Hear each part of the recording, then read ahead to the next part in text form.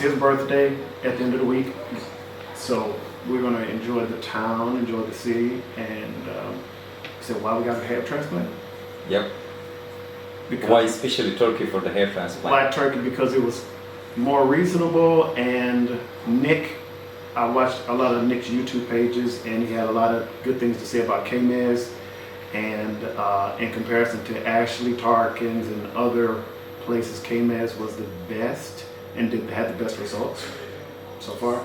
And it was great concierge. The person I talked to was like very informative. So Thank you, sir.